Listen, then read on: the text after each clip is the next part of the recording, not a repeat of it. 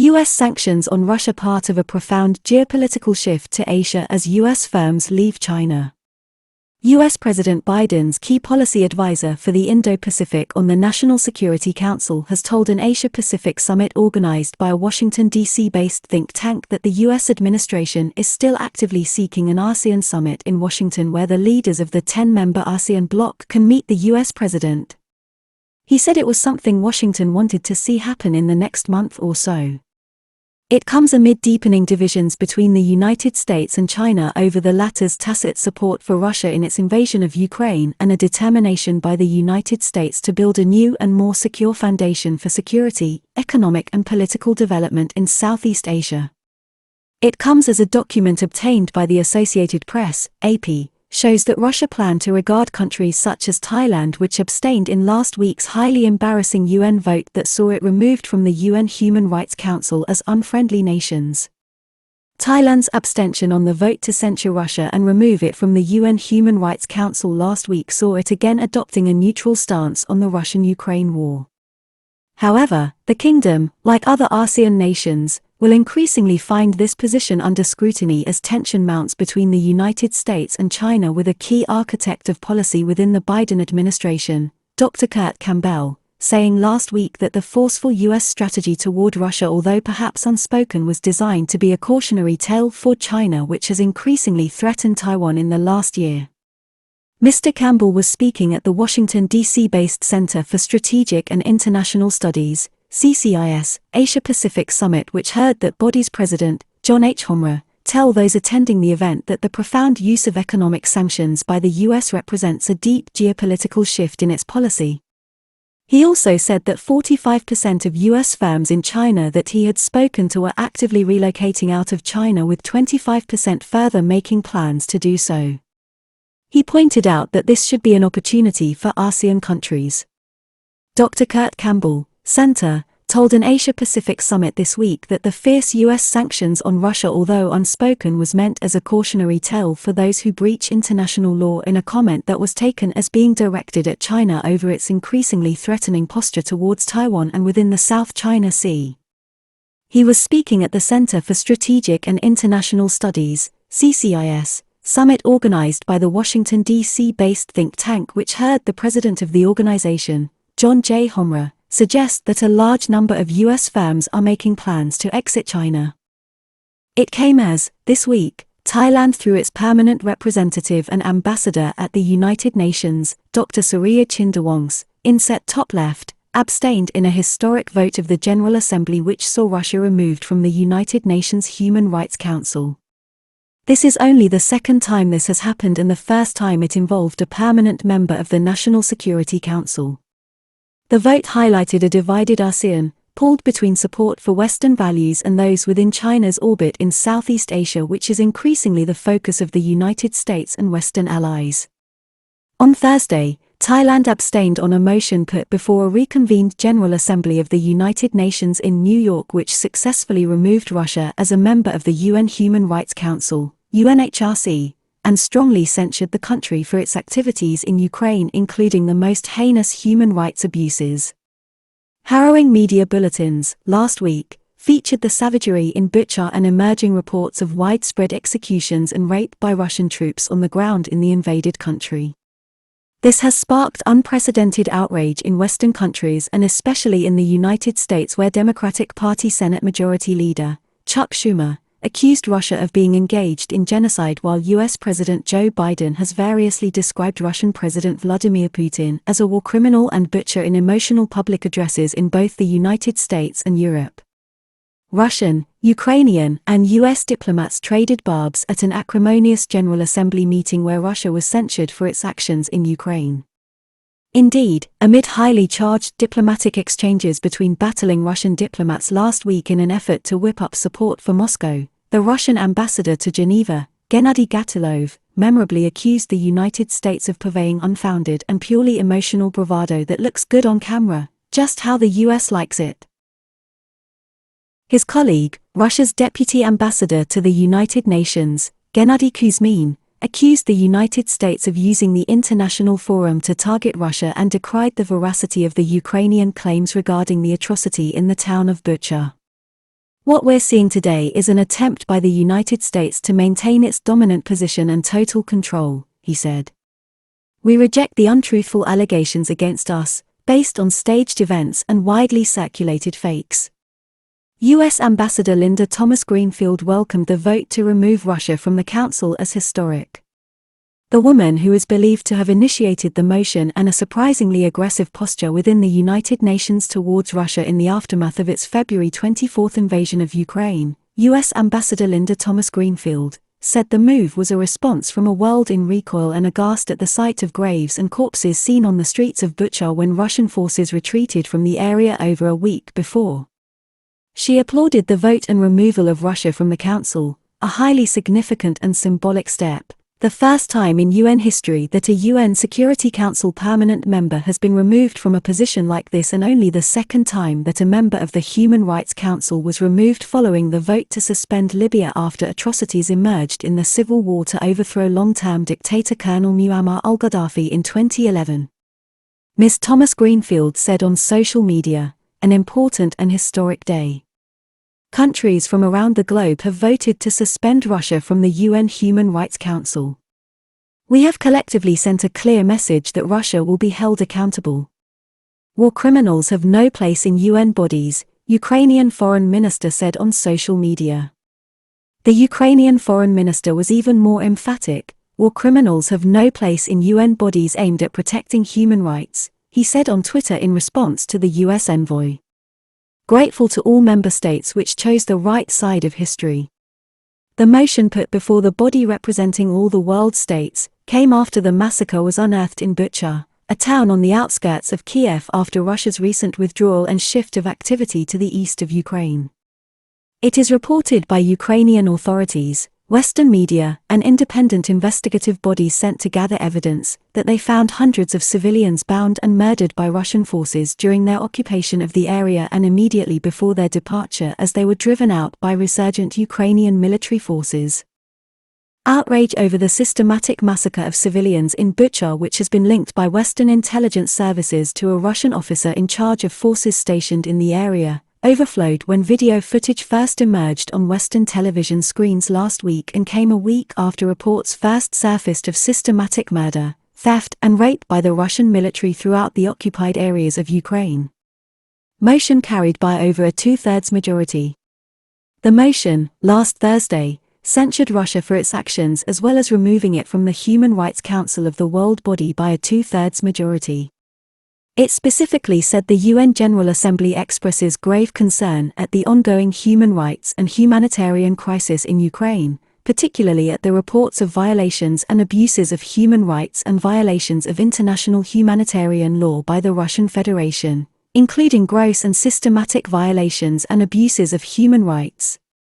The vote saw 93 countries support the US-led resolution, with only 24 countries voting in opposition, including China and other states worldwide strongly aligned with Russia, including Communist Cuba, Syria, Mali, Algeria, Nicaragua, and Zimbabwe.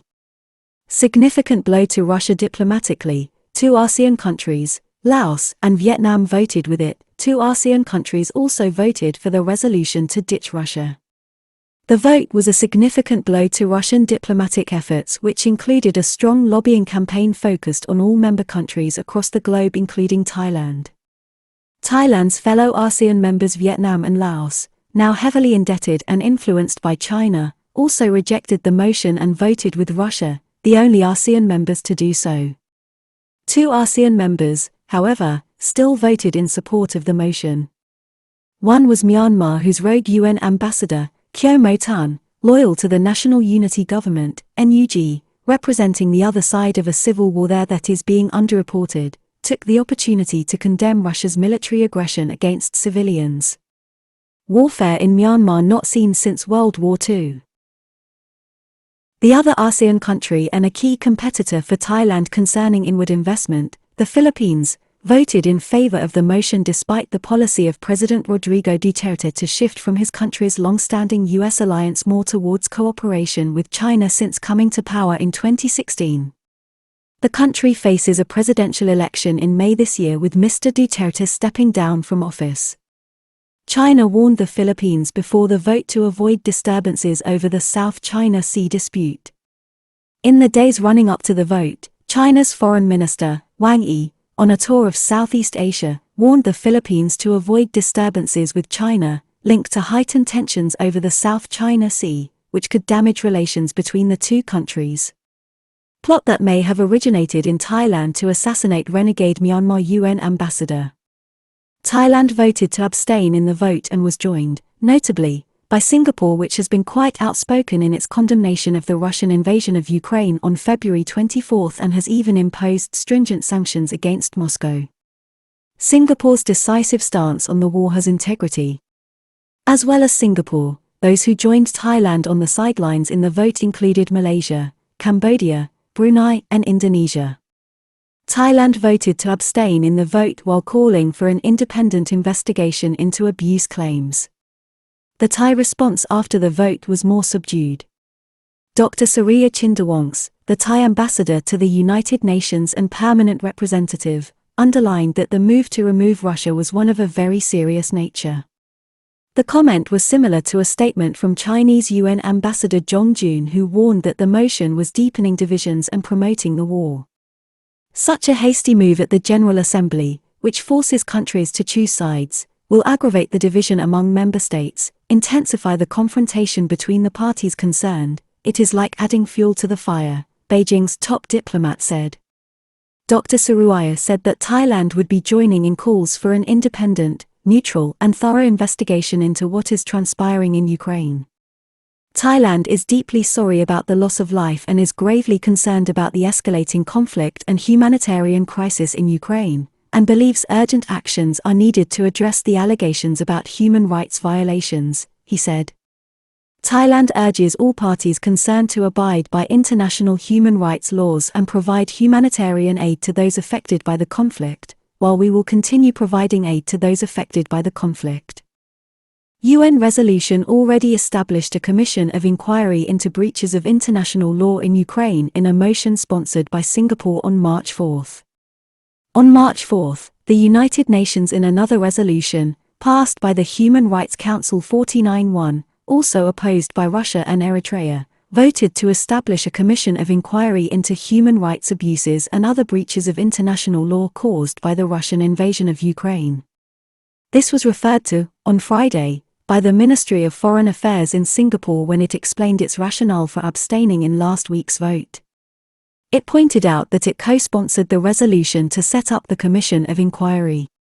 Singapore abstained from the vote as we await the findings of the Independent International Commission of Inquiry investigating alleged violations of human rights and international humanitarian law in Ukraine, the Foreign Ministry of the thriving city-state announced. Russia may still regard Thailand as an unfriendly nation according to an internal briefing document seen by the Associated Press, AP, news agency. Despite Thailand's abstention last week, which is consistent with the kingdom's neutral stance which has been emphasized by officials in Bangkok in the aftermath of Thailand's vote against Russia on Wednesday, March 2, there may still be negative consequences. A memorandum or internal briefing document obtained by the AP News Service from within the Russian administration shows that a concerted campaign was launched by Russia and its allies to secure more no votes to avoid the loss and embarrassment caused by being removed from the UN Human Rights Council, which is a calamity for Moscow's diplomatic reputation. It viewed the UN resolution as a political act being pursued by the United States. The document, now denied as authentic by the Kremlin, made it clear that countries who abstained or failed to vote no would be regarded as unfriendly nations going forward. Moscow closed down 15 NGOs including Amnesty International after last week's vote for violations. The diplomatic defeat for Russia was followed by Moscow announcing that it was shutting the offices of Amnesty International and Human Rights Watch in the country, both of which have been there for 30 and 29 years respectively. The reason given was violations of the current legislation of the Russian Federation and follows a long-standing campaign by the regime of President Vladimir Putin against NGOs or non-government organizations. A total of 15 organizations with foreign links were shuttered. The move drew a defiant response from the bodies concerned, with the Secretary-General of Amnesty International vowing, we will redouble our efforts to expose Russia's egregious human rights violations both at home and abroad. In a country where scores of activists and dissidents have been imprisoned, killed, or exiled, where independent media has been smeared, blocked or forced to self-censor, and where civil society organizations have been outlawed or liquidated, you must be doing something right if the Kremlin tries to shut you up. This campaign, ongoing for nearly a decade, has seen such bodies referred to as foreign agents or foreign operatives by the increasingly restrictive Russian regime.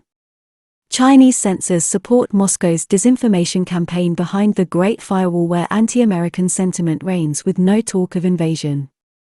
Russia has also seen its independent media shuttered due to the country's propaganda campaign, which is being amplified by Chinese media behind the Great Firewall in a far sharper tone than that used in Chinese diplomatic messages and statements. Similar trend seen in Thailand as foreign NGOs in the kingdom are facing stricter scrutiny and oversight.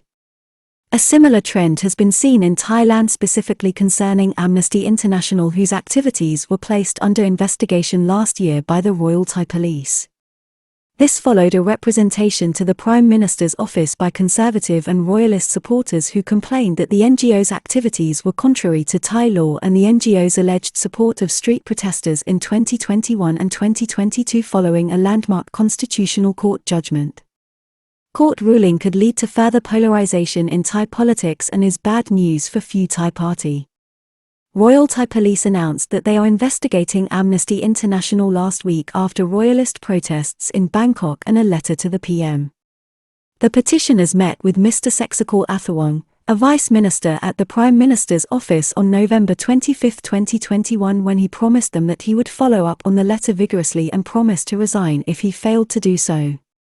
Mr. Seksekal also claims to have won 2 million signatures calling for a ban on Amnesty International in Thailand, a Thai branch of the global NGO which won the Nobel Peace Prize in 1977 and which was established in the kingdom in 1993. Amnesty International in Thailand protests new law. Amnesty International, along with other non-governmental organizations, are also protesting about a new law governing such organizations in Thailand, which updates previous legislation and demands stronger transparency, reporting and financial accountability for such groups. This was the subject of a protest by NGOs to the Social Development and Human Security Ministry as recently as March 24, demanding that the draft legislation on the matter, the Draft Act on the Operations of Not-for-Profit Organizations, be withdrawn. What is becoming clear is that the U.S. Biden administration is pursuing a policy on all fronts to promote a U.S. vision of cooperation with countries in the Asia-Pacific on human rights, security, and economics in an effort to build a strong international order which, at this point, excludes Russia, China, and its allies. This, of course, has implications for Thailand, which may no longer be able to be ignored in a more polarized world that is rapidly moving towards two separate camps with less room for neutrality and increasingly also, no room for compromise on human rights. Vicious U.S. sanctions on Russia open the door to a new, more polarized order also in the Asia-Pacific, clearly aimed at China as a cautionary tale. There are also growing indications that this conflict over Ukraine, which has seen the United States and its allies stun the international community by its frankly vicious and unyielding nature towards Russia as an aggressor and malefactor when it comes to international law, has taken the world by surprise, particularly in Asia. This week, Dr. Kurt Campbell, coordinator for the Indo Pacific at the National Security Council at the White House, formerly an Assistant Secretary of State under President Obama, suggested strongly that the forceful U.S. policy seen on Ukraine was indeed aimed indirectly at China and its threatening posture in the region and particularly towards Taiwan.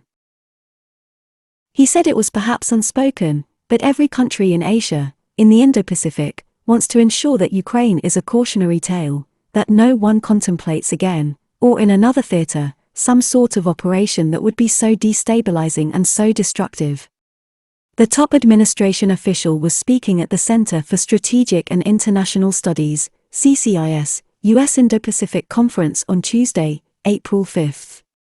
Dr. Campbell has previously also emphasized that the U.S. does not wish to see a confrontation with China and that this is a key goal of its policy in the region. White House emphasizes the importance of a Washington summit between ASEAN leaders and U.S. President Biden, but it is proving elusive to set up. The Center for Strategic and International Studies, CCIS, is an influential think tank in Washington, D.C. that has been quite involved in analyzing political and economic developments linked with the key international policy objective of the United States, which is to pivot toward Asia, not only involving strengthened military ties and security but also politically and economically looking to a more stable and prosperous long-term future. At the conference, he emphasized the determination of the White House to hold a summit with ASEAN leaders which would see them visit Washington for a meeting over the coming months.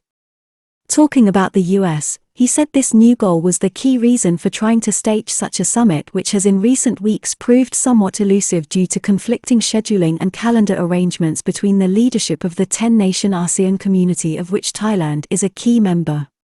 The president has indicated he very much wants to host the ASEAN leaders here in Washington in the spring, Dr. Campbell explained. Sometimes getting everyone's calendar together can be challenging, but that is what we are determined to do. America wants a deeper alliance in the Asia-Pacific based on political, economic development as well as a new security architecture with ASEAN nations. Part of America's goal, an evolving situation driven initially by the COVID-19 pandemic, a growing Western alliance in Asia and divisions over the Ukraine war, is to create a new relationship with ASEAN as a potential alternative to U.S. investment in China, which is being wound down. The UN vote, this week, highlights divisions in ASEAN and also its non-aligned status. Of course, the problem for the United States, also unspoken but one which is clearly seen, is the enhanced influence of China, economically, politically and militarily, with many countries such as Cambodia, Laos and Myanmar coming increasingly within Beijing's orbit. This is true to a lesser extent also for Thailand. The U.S. goal was alluded to by the president of the Center for Strategic and International Studies, CCIS, Mr. John J. Homra, when he addressed the conference this week. Mr. Homra expressed his shock and surprise at the profound use of economic sanctions by the United States since the current crisis erupted on February 24, 2022. He said it indicated a shift of the geopolitical landscape rather profoundly. Center for Strategic and International Studies, CCIS, leader says U.S. firms are actively moving out of China, which should be an opportunity for ASEAN. Mr. Homra then explained that he had carried out a survey of key executives in large U.S. corporations which were active in China over the last few weeks and that he was surprised by what he discovered. He subjected the business leaders to a poll with 3 answers concerning what all this meant for the relocation of supply chains and operations outside of China. One answer was for those who thought the situation can be dealt with and they would probably muddle through. The second was for firms that were planning to move elsewhere but were looking at regulatory hurdles at home and in Western countries, and the third was for firms who were actively already in the process of relocating. Mr. Homra said 45% of firms were in the latter group while 25% were planning to move, while only 27% saw themselves as remaining with their current operations in China. He observed that this was obviously a key opportunity for ASEAN. During last week's vote, it should also be noted that 2 of Asia's largest economic powerhouses, Japan and the Republic of Korea or South Korea, supported the United States motion censuring Russia and ensuring its removal from the UN Human Rights Council, UNHCR.